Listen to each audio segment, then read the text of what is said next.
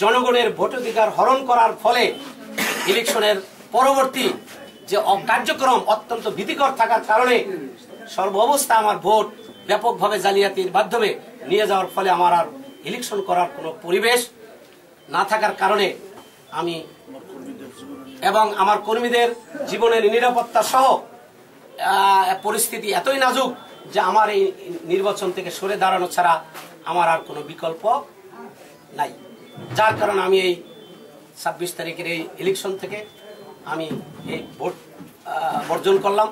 আপনাদের মাধ্যমে আমি সারা দেশবাসীর কাছে আমি এই উদাত্ত আহ্বান করব যে আমার বাস্তব সমস্যাগুলোকে নজরে নিয়ে আপনাদেরও দৃষ্টিতে আছে, অনেক সাংবাদিক ভাইও, আমি নাম বলবো না, তারাও আমাকে পরামর্শ দিয়েছে যে অবস্থা আর ইলেকশন করার কোনো পরিবেশ আপনার নাই।